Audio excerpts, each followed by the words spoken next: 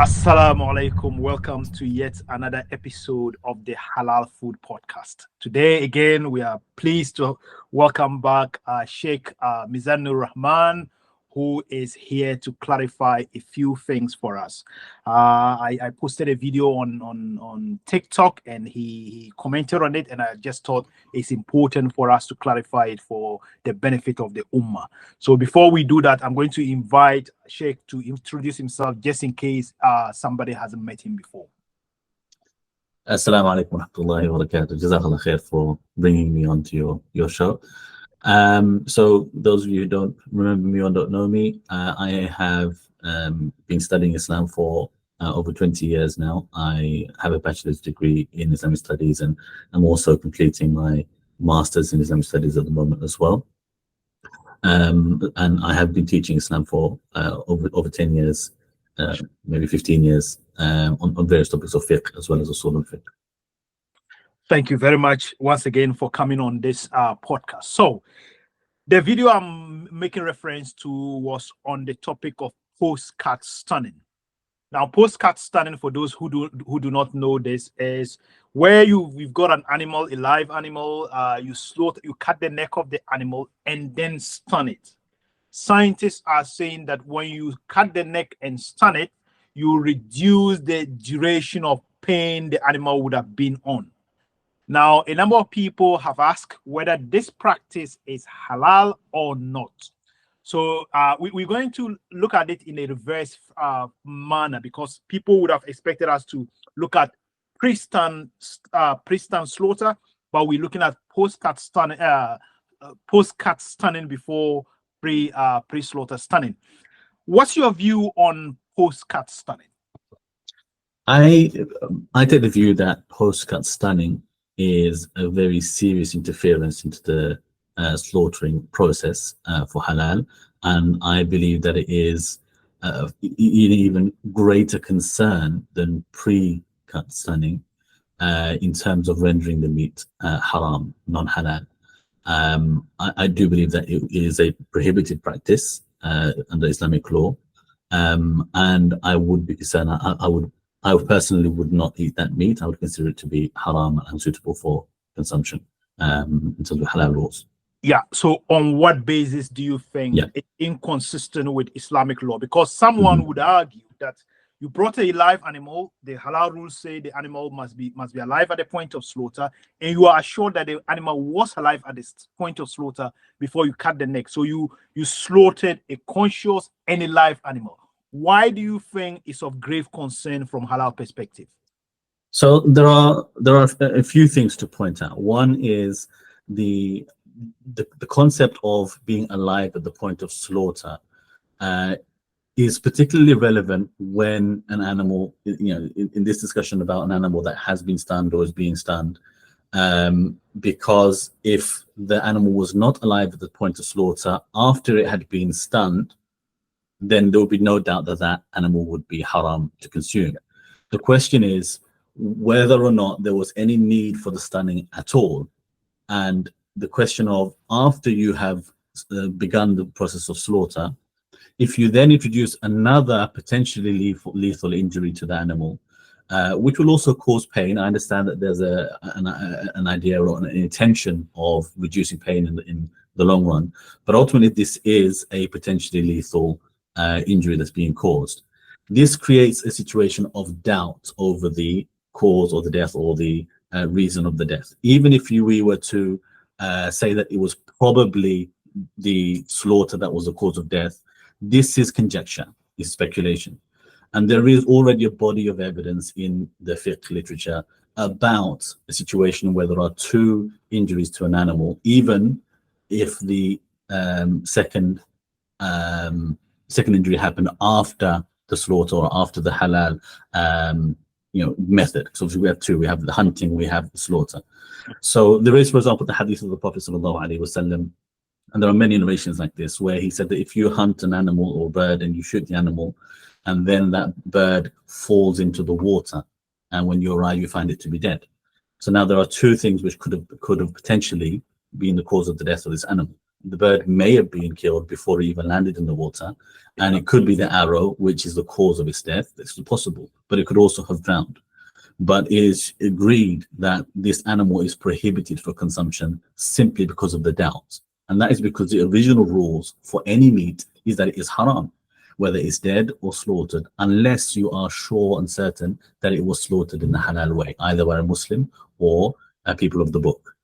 So there are other examples as well, where they said that there were 2 arrows shot at the same time, one from a Muslim or a Jewish person or a Christian person, and another arrow by a pagan. And you find the animal with both arrows, and you can't be sure that the animal was already dead when the pagan's arrow hit. We said that this meat is haram, is prohibited, simply because of that doubt. Another example was given where you have a hunting animal. So if you send a hunting animal like a dog, and when you arrive, you find either another dog present, or you find that the animal has eaten partly the animal, then this renders the meat to be haram because of the doubt. Because although it is allowed to eat the meat from a hunting dog because it's been trained, the question is, was the dog responding to your orders at the time, or was it because the dog was hungry and wanted to eat because it ate part of it? That causes a doubt and immediately renders the meat to be haram.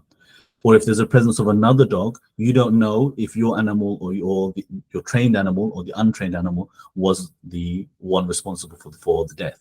So that doubt itself, even if we are guessing, we are all ultimately going to be guessing, even if we're guessing that it's probably the slaughter that is the cause of death, it will make no difference that the animal is alive at the point of slaughter, because you've introduced a second potentially lethal injury to the animal. And if we are also suggesting that the stunning is going to reduce the length of time by suffering, that is suggesting that the stunning is actually causing an earlier death potentially as well. And that possibility is there, even if we decided through some calculations that it might not be the case, or that it's more likely to be the slaughter as the cause of death. So it's the element of doubt which creates the problem for this meat and renders it to be haram. Yeah, thank you very much for the detailed explanation. In the video I made reference to, I did clarify that there are 2 ways the animal can be stunned after the application of the neck cut. I explained what is called mechanical stunning, which involves shooting the animal with a gun, and that we know will destroy the brain and it's likely to kill the animal, to cause brain death. The other is electrical stunning, where, from what we know, as you said, we can only talk about what the extent of our knowledge.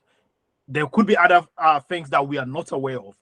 But from what we know, electrical stunning causes brain dysfunction, but does not actually cause physical injury to the animal. So from the 2, the one which causes physical destruction of brain cells and the one that doesn't, can we still say, because the animal was alive, even if the brain is destroyed after cutting the live animal, the animal could be okay? Or the electrical stunning, can we say, oh, there was no physical destruction of the brain? Can we say it's halal? Take your time to explain the 2, please. Okay, so in terms of the mechanical stunning, this is obviously a little more clear. There is a clear danger of death from this type of injury. So I think there's really no doubt in this situation. Now, with the electrical stunning, there are a few things to consider. One is whether or not this type of stunning has a potential to kill an animal, taking away the slaughter completely. If this was employed on its own, does it have the potential to kill an animal? And obviously, depending on what type of voltage it is, this is the science is for you to be clearer upon. So if it's something which is clearly non-lethal and will not possibly in any way cause death, then we can say, okay, this will not create the same level of doubt about the cause of death. But if it is one of those where there is a possibility, but we're just talking about time, and we're sort of saying, okay, well, it's not likely to kill it within this time, it's probably the slaughter that's going to be the cause of death, then this is not sufficient to remove that doubt, because ultimately the death could be measured in many different ways. And I listened to your video, and I understand the question about heartbeats and heart rates. I don't believe this is is proof of death in itself. Brainstem function is another measure, but this is ultimately a level of ijtihad. Ultimately, what is actual death is the removal of the soul from that life, and this is not something which we can necessarily see. This is between Allah. There are other signs, and in the fiqh we have a number of 10 signs of actual death, and these are usually more clearly defined death, like the removal of the head, or when rigor mortis starts to set in, and certain signs within the body, and the way that the muscles and the bones relax of the feet are completely sleeping and flat. These types of signs for human beings we normally refer to are clear signs of death beyond just the moment of death, but clearly the body started to decay. The smell of the smell of death that becomes clear. The smell of jifa, they say in Arabic. So these types of signs are not really what we're going to be finding in this case to try to measure which is the cause of death. So if there is a doubt that both of these two methods could have caused the death, then for me and for the position of many of the fiqh books that discuss this type of problem, they will consider that meat to be haram simply based upon the doubt, because you're not supposed to have this level of doubt in any method of slaughter. The other problem you have is even if you refer to a non-lethal, clearly non-lethal level of stunning by electrocution, there is no need for it in Islam, in Islamic history. This is an introduction that's been added. For what reason? It doesn't make any sense. There is an impact on that as well. There is, and this is again from your perspective, you can introduce more of the science to it, exactly what it does to the nervous system at the time of death, what it does to the blood flow at the time of death, what it does to the animal in terms of anxiety. There will be pain as well. Anybody who's been electrocuted know that there is pain. So Islam does not permit us to add any other form of injury or pain. Yes, we understand any type of slaughter or killing of an animal will cause pain. Ultimately the animal is losing its life. It's going to feel pain, but and we can minimize that within what Allah has given us as the best possible method. And stunning has been specifically been prohibited from that method. Stunning, as mentioned in the verse, goring by horns, or any other method, or whatever somebody might feel that this could be less painful than a sharp knife. This is, has been negated by Islam specifically to say that this is a better, the Islamic slaughter method through a knife by the hand, sharp knife, hiding the knife from the animal, not to cause them any fear or anxiety. This is the Islamic method, and nothing more needs to be added to it. It appears to be that the reason why it is being added because perhaps there are certain regulations that they want to meet, for whether in the UK or Europe, and it seems to be for those purposes, or for the purposes of speed and industrializing the industry to be able to slaughter in larger numbers in quicker time, as opposed to specifically being for the welfare of the animal. I don't believe necessarily that is entirely the only reason. I think there are probably other ways, such as some forms of anesthesia, if that was really the concern, which would be far more expensive and less conducive to industrialization, I understand. But if that was the concern, those clearly non-lethal, non-harmful, non-injurious, fear-inducing methods of anesthesia or reducing pain might be better. Some kind of tranquilizer or something, which is commonly used in a completely non-lethal way for many animals. But obviously that is not going to be something which slaughterhouses will be keen to introduce because of the cost to an animal which ultimately is losing his life. They will not be really willing to spend that kind of money. But I don't see stunning, which has specifically been mentioned within the Quran, to be a no-go area, to be a correct method. Plus, the whole point of slaughtering an animal which was accidentally stunned, because it's prohibited for us to deliberately stun. If an animal was accidentally stunned or had a fall and hit his head, the whole purpose of checking whether an animal has been slaughtered while it's alive at the point of slaughter, as we say, is to purify it from the other method or other injury that would potentially otherwise be lethal to it. So we should not be doing in reverse where we do it the correct way, and then we introduce another injury deliberately to actually stun this animal. So yeah, there's another point I was going to make, but I think if we want to discuss the matter in more detail, the stunning in itself, I can talk about that inshallah then. Okay, so let me just throw some light on the use of anesthesia. So for those who do not know anesthesia, I'm sure many people will know anesthesia is like inducing pain reducing injections or any other measure to abolish pain before before medical operations. In the food industry, it's not normally accepted. So you've mentioned cost, it could be one of them, but the most important one is that if you inject anesthesia into an animal just before slaughter, the remnants of the chemicals may still be in the food chain, so that may make it unsuitable for consumption. Now, you also mentioned that you don't think there is the need for the use of stunning.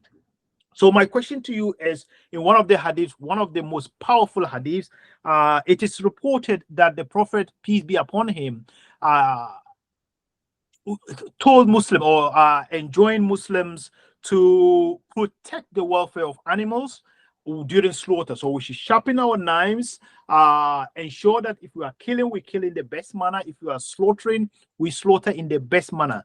My question to you is, if we can verify that stunning definitely abolishes pain, does not cause the animal any pain, could we adopt it to be able to follow the footsteps of the Prophet, peace be upon him, when he preached for Muslims to protect welfare, if we can verify that? There's 100% no doubt that the welfare of the animal is paramount, and the Prophet ﷺ is that if you are going to slaughter, then you must slaughter in the most perfect, best way possible, and that means continually striving to reduce the pain for the animal as much as possible. This should be an aim, an objective for Muslims in this industry, and we should be striving to improve our methods as much as we can, absolutely. And where we should be seeking within the limits and the remit of what the Sharia has laid down, because the Sharia has specifically laid down certain concepts and ideas or methods as being a prohibited means. So in Islam, we have beneficial things which are recognized by the Sharia, and you have beneficial things which may appear to be beneficial for us, but they've been negated, what's called masalih mulghat, the negated beneficial things, such as interest, for example, in the bank. People may make profit from it, they may be able to benefit in their life, and they may be able to spend money from it if they earn, or gambling, they might win the lottery and buy and build a masjid. But that type of benefit has been negated by the Sharia because there's specific texts prohibiting those methods. So if there is something within, or if there's a method or the type of stunning which is clearly within the limits of Islam. Now the problem with stunning is Allah has specifically forbidden stunning as a method of slaughter. So this is what makes it problematic. If it was something which was not prohibited, so things such as suffocation, stunning, using the goring by the horns or the talons of other animals, these are specifically been prohibited within the verse in Surah Ma'idah, verse 3. Yeah. So to use that as a method to reduce pain is problematic, because any benefit achieved through these methods has been negated by the Sharia. So we should be seeking ways to improve the welfare of the animal through other methods, other means that the Islam has given us a choice about. This permissibility inherent within it. So the stunning for me is problematic, and even if the non-lethal forms of stunning will be problematic, but definitely the lethal forms of stunning, or potentially lethal forms of stunning, would cause doubt. Now, if it was non-lethal, there may be a question of it could still be halal, but the question is it permissible for us to use that type of methodology, and are we sinful in creating this industry where we are essentially performing prohibited acts on several animals, multiple animals, per every hour of every day. That industry may become a prohibited industry, which we are then sinful for cooperating and collaborating with. Yeah, I'm happy you mentioned Quran, Surah Al-Ma'idah 5 verse 3, where the prohibited procedures are clearly mentioned. I've spoken to a number of Islamic scholars, but their interpretation of that verse is that there is goring of horns, there is violent blow to the head, which is very consistent with captive bull, because with captive bull, you shoot it, you hit the head with a mechanical device, but there's no reference to electrical stunning. And most scholars I've spoken to seem to be leaning towards relating it to mechanical stunning, which is the gun, rather than electrical stunning. Do you think it could be related to electrical stunning, or other verses could be seen to be outlawing anything similar to electrical stunning? I would argue that the electrical stunning is closer to the physical blow. So if we are talking in terms of an analogy, the realities and the consequences and the impact of it is very similar, and particularly in the lethal forms and the potential for death for the animal is similar in a similar way to a violent blow to the head or that type of stunning. It's the same as if you hit on the head or you hit with a stone or with a blunt object. It has a very similar impact. But also, it could have sort of a closer link to was the killing by fire. So the fire, some of the ulama spoke about two types of fire: the final, which is the physical hot fire, and the chemicals as poison as a type of internal liquid fire, and they treated these as analogous as well. So they would treat the poison to be a type of killing by fire, which is prohibited by another hadith when the Prophet ﷺ said that about the killing of ants, for example, with fire. Fire is the punishment of Allah alone, and that we do not kill by using fire. So that includes with animals as well. So between all of these different possibilities, I do believe that whether it's by form of fire or form of suffocation, because it will stun the animal and have an impact similar to suffocation perhaps, or have a similar, I believe closer to stunning by a violent blow. That is the better analogy. But I do believe it is a type of torture and potential haram form of killing if it is lethal as well for an animal from this perspective. Thank you very much. I think we've looked in detail with stunning. So now I want us to move to non-stun slaughter before we come to pre-stun slaughter. In terms of non-stun slaughter, we've seen videos, even those of us who were brought up back home, where an animal has been slaughtered. They haven't restrained the animal well. They haven't used a good knife to slaughter the animal. You can see the animal getting up and running again. These animals will be in severe pain, which Islam does not encourage us to do. What advice do you have for Muslims, whether in the developing world or in the developed world, that it is our responsibility to protect the welfare of animals during restraint? So we should restrain them properly before slaughter. We should sharpen our knives properly in order to avoid unnecessary suffering. What advice or what sort of warnings do you have for Muslims doing slaughter without? This is definitely a severe issue, and I've witnessed personally a couple of incidents like this as well. So, to give an example, I witnessed one slaughter which was done very well. The animal was submitted and restrained well, was not under any distress, and we see this. It's an incredible feature of these creatures that Allah has placed His subservience within these animals. That they do, fully subserviently lie down and relax and will submit to whatever you subject it to, if you treat it correctly. So the Prophet ﷺ encouraged many different specific rules to prevent this distress to the animal at the time of slaughter. This includes avoiding any sight of the blade, so the animal should not see the blade at all.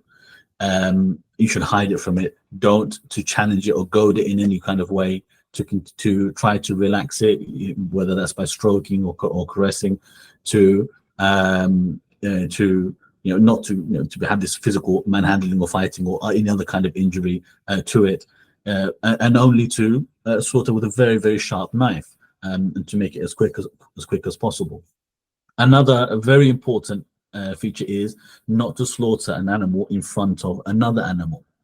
And this is one thing I witnessed where it was correctly done initially, but they brought a second animal in the time of Eid. There was two animals being slaughtered, and the first animal had kicked off the cover that was put over it, which was put in place so the next animal did not see it, but it was kicked by reflex from the animal, I believe, was dead, but there was some sort of reflex kick from the animal, and this uncovered it slightly.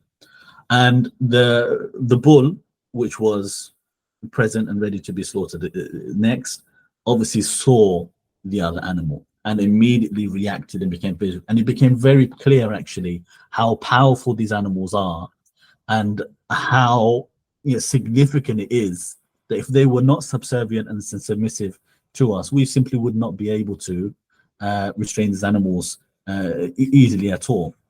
So the distress to an animal, if they know what's going to happen, is very significant to them. And so we have to take all of these measures and more as much as possible to make sure that we are not in any way causing additional harm or hardship to the animal. So what some of the ulama did say, that in a situation where the animal is struggling and distressed, and I believe that if that is the case, then something's gone wrong in terms of Islamic slaughter. We've already done something wrong. We've already made a mistake, if that's the case. And in those circumstances, sometimes there have been fatwa where they said that in this situation, if you need to stun them slightly in order to bring them under control, then they permitted that as an exceptional permit. This kind of fatwa concerns me.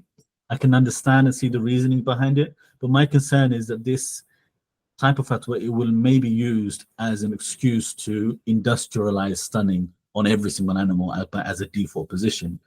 And where I actually feel that if we get to the point where such a method is needed, that means we have not done our homework already. We have not been slaughtering the animal in the correct way, in a way that's not put them in a distressed position.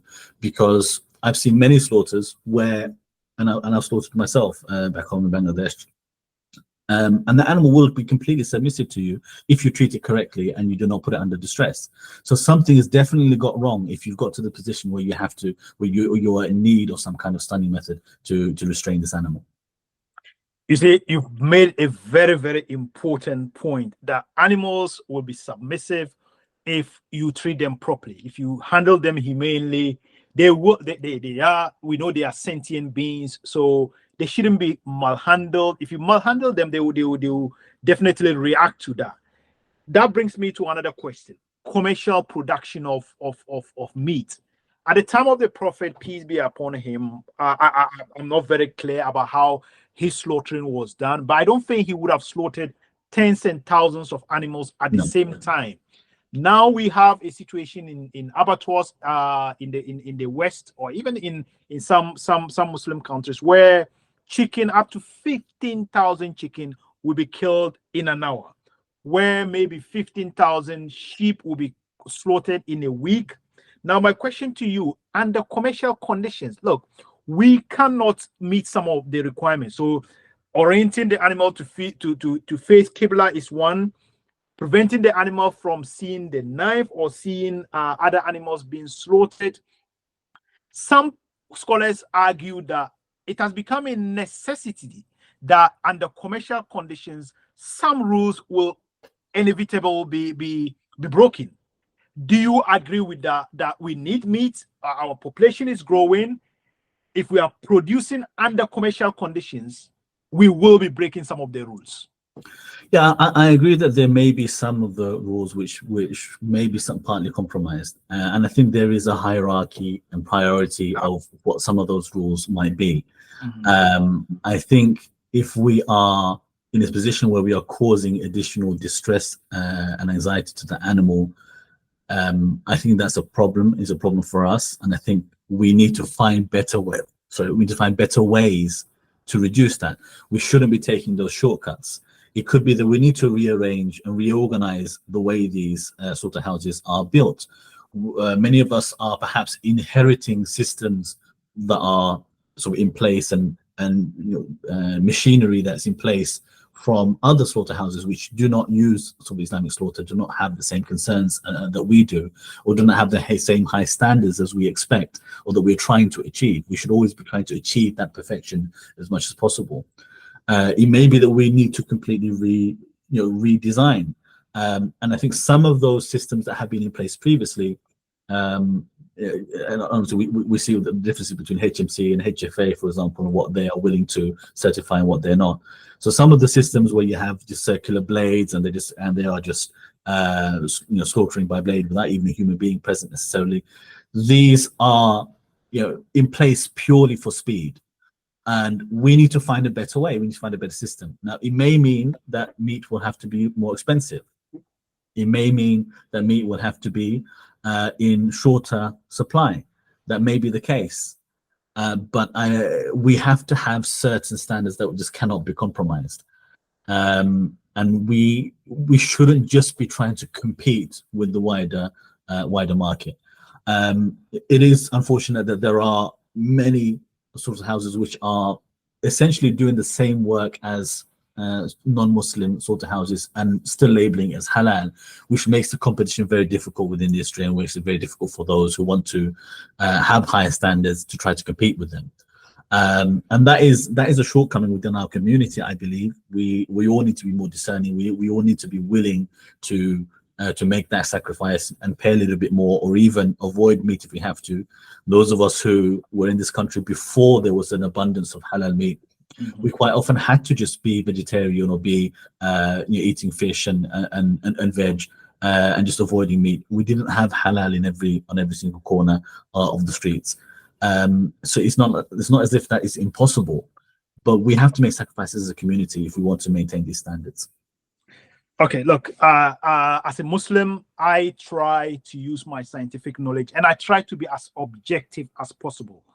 I try not to outlaw things that I'm not comfortable with, so I give scholars the right information so that they can make informed decisions. I wrote this book, which was published last year, where I looked at the history of stunning. And what I found in the history of stunning is that in the 18th century, when stunning was introduced, it wasn't introduced for humane purposes. It was never introduced to protect the welfare of the animal. That's a fact, and I did it in my book. The reason for that for stunning at the time was because the animals were aggressive. They wanted to be able to manage the animal, and slaughtering a lot of animals at the same time. And you mentioned it, that you said it's because of commercial reasons. So machine slaughter, stunning. The initial objective was to commercialize and to protect human safety, because animals were kicking, so they wanted to bring them under control. Do you think, and we now know that stunning from the science that is for humane purposes, is to protect the welfare of the animal. Do you think on a personal level, from what you know, do you think really stunning is for human to protect animal welfare? Do you think there is an alternative motive? I don't believe that's the genuine reason for it.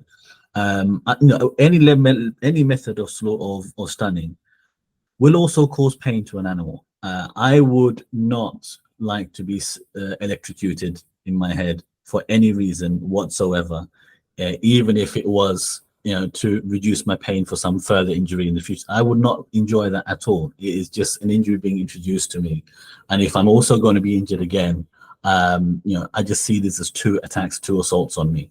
So the stunning itself, I do not believe is something that we should be doing to animals. I believe is a form of torture for the animal. I mean, electrocution has never been a fun thing for anybody. I have suffered an electrocution before, amateur electrician work, but it is painful. It is very painful, and it is scary. It is very terrifying.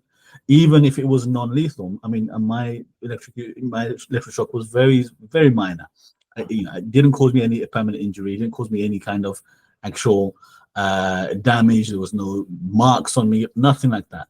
But even that small shock was very painful and was very, very, anxiety-inducing for me. And to do that to any animal, I believe, is a form of torture, and is, I believe, should be prohibited as far as any Muslim is concerned. Okay, let me try and explain something again. I'm not trying to change your perception about it, but just to clarify something, maybe it may throw some light on it. What scientists believe is that if you touch electricity, it will be painful because it's coming into your there are neural nociceptors on your hand. If it touches your body, it will be painful. But what they are saying is that if it is applied to your head, it hits the brain within 150 milliseconds.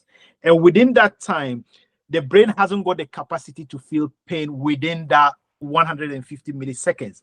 But by the time the brain can process pain, the voltage would have hit the neural transmitters in the brain to knock the animal unconscious. So that is the explanation. There's the theory behind it. I understand, but can we ask the animals if that's true? If they felt any pain? No. Is anybody willing to try that as a human being and see and test it to find out? I certainly would not be willing to test that theory out. So I think if there is genuine evidence, then I'll start to consider this. But it's a very hypothetical situation at the moment, and if I see no genuine reason to introduce that to the method of slaughter, we are already obviously using a very clean method to slaughter the animal. I already believe that it is minimizing pain a lot. Of course, there may be other things that could also help to reduce the animal's pain. This is true, but I think either way we're going to have to slaughter. And we minimize as much as we can. Obviously, there are other situations as well. Like, as we said, if we're shooting, if we are using hunting animals, there is some pain going to be involved in the slaughter process, but we minimize it as much as possible. That's all we can do. I'm not convinced as yet that there's any value in stunning as well on top of that, before or after. So, as we said, it would be good if we could get somebody to try it, to be stunned. Yeah. But it's unfortunate you said you are not willing to do that. No, I'm not willing. I'm not willing to do that. So we need to get some volunteers to try it for us. Yes, but at the same time, I think because we do have some history, they used to have the electric chair, and they also used to apply electrocution to the head, and there were incidences where those did fail. And I, from what I've seen and some of the injuries caused by those processes, I'm not convinced that there was no pain for those individuals either. Especially when there have been incidents in the past where they've not been able to successfully execute a person in America with electric chair, and they had to try it multiple times. And sometimes there being significant injuries and burns as well to them as well. So I'm not convinced that there is not injury done and pain, even if it's not clearly visible in every circumstance. Thank you very much, Sheikh. I think we've covered, because you've before you answered this question, you said you are not. I wanted us to discuss pre-stunning, but you said, look, you are not convinced by either pre or post-cut stunning. So your view is that you do not accept. No. So what's your final thoughts for those who slaughter without stunning? What advice or any thoughts for them in terms of protecting welfare? Why it is important to protect welfare? Yeah, it's absolutely important to welfare, and that is part of the halal process, then, and one of the main purposes of the halal process. So they have to think about welfare of the animal, in every other way possible. So the fact that you may have many animals being slaughtered side by side is a problem. And if they can see each other as well, if there's a possibility, if there's nothing that you can, I'm sure that we are incredibly creative and inventive people as human beings. I'm sure there are many things we could do to the process, to the way the factories are set up, in order to shield the animals from each other, in order to prevent other forms of distress for them. And so if necessary, it may mean that we need to slow down the process. It may mean that we simply need to be slightly more premium, more expensive, and even if it's a luxury item. Historically, meat has been a luxury item for people. As the consumer base as well, as Muslims, we need to appreciate that genuine halal meat is a difficult process. It's not something which can simply be commercialized without the worry. And so we should be willing to be more discerning and would be willing to pay more and support those businesses. Personally, I seek out unstunned meat and I will make a point to buy from them. Sometimes I will travel far in order to eat at a restaurant which is specifically serving unstunned meat. And as a community, we need to make our voices in the industry heard so that the market understands that there's a market specifically for unstunned meat, and it's a big market, and that should be the only market, as far as I'm concerned, for the Muslim community. And so then hopefully the commercial side will catch up to that. Yeah, just to clarify before we come to an end, just to clarify, and I believe you agree with me that although it is preferred that when you slaughtering, you orientate the animal to face Qibla, you shouldn't allow the others animals being seen other animals being slaughtered. If it happens, it doesn't invalidate the process, but it is preferred that they do not see each other, and also you orientate them to face Qibla. Can you throw some light on that? Yes, yeah. So these minor compromises would be sufficient to to maintain halal. If we cannot, but we should still be thinking. We shouldn't be relaxing on these points, and we should be thinking about, okay, well, is there a way for us to implement some of these things?